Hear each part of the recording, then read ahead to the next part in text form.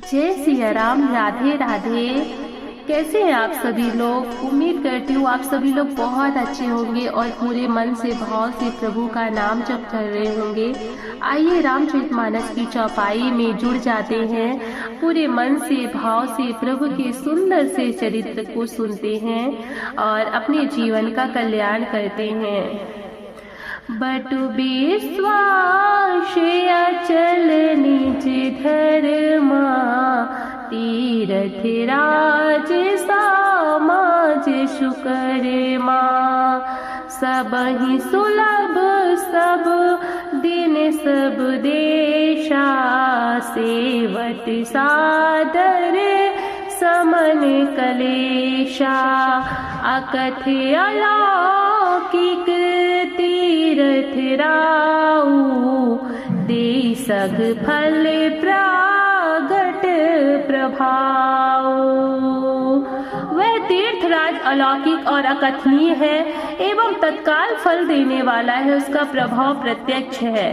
सुनि समुझहि जन मुदित मन, मंजहि अति अनुराग। लहै चारि फल अक्षत, तनु साधु समाज प्रयाग। जो मनुष्य इस संत समाज रूपी तीर्थराज का प्रभाव प्रसन्न मन से सुनते और समझते हैं और फिर अत्यंत प्रेम पूर्वक इसमें गोते लगाते हैं, वे इस शरीर के रहते ही धर्म अर्थ काम मोक्ष चारों फल पा जाते हैं।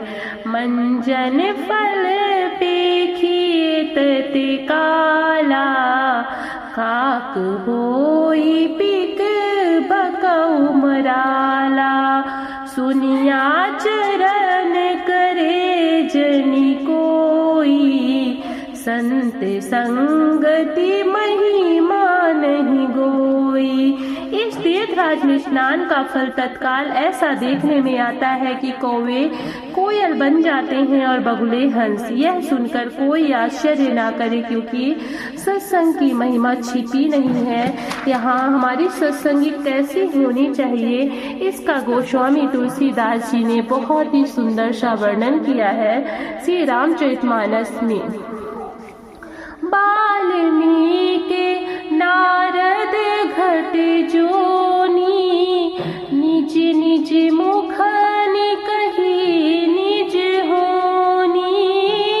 जल चर थल चर नभ चर नाना, जी जड़ चेतन जीव जहाना। वाल्मीकि जी, नारद जी, अगस्त ने अपने अपने मुखों से अपनी होनी जीवन का वृत्तांत कही है। जल में रहने वाले, जमीन पर चलने वाले और आकाश में विचरने वाले नाना प्रकार के जड़ चेतन जितने जीव इस जगत में हैं।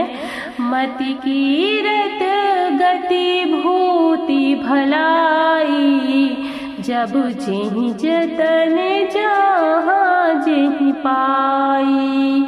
सो जानब सतसंग प्रभाऊ, लोकहु वेद ना आने उपाऊ।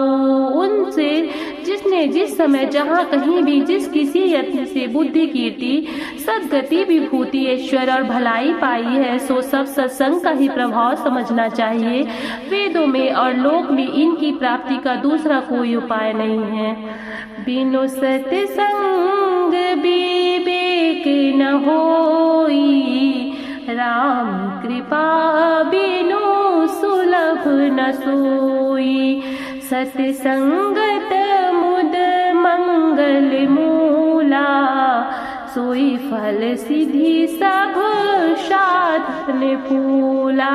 सत्संग के बिना विवेक नहीं होता और श्री राम की कृपा के बिना वह सत्संग सहज में मिलता नहीं।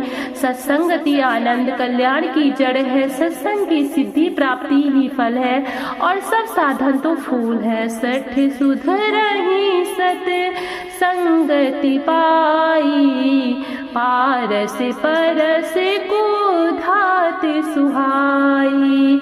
विधि बस सुजन को संगत परहि, फनि मनि सम निज गुण अनुसरहि।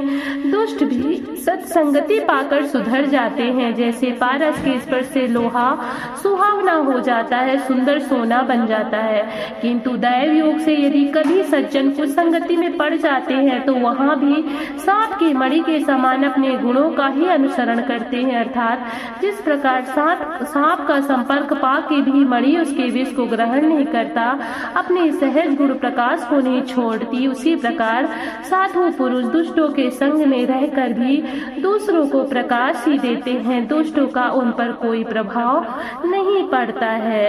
विधि हरि हरे कवि कोविद बानी, कहते साधु महिमा सकुचानी। सोमोसन कही जाते न कैसे, साके बनिक मणि गुण गण जैसे।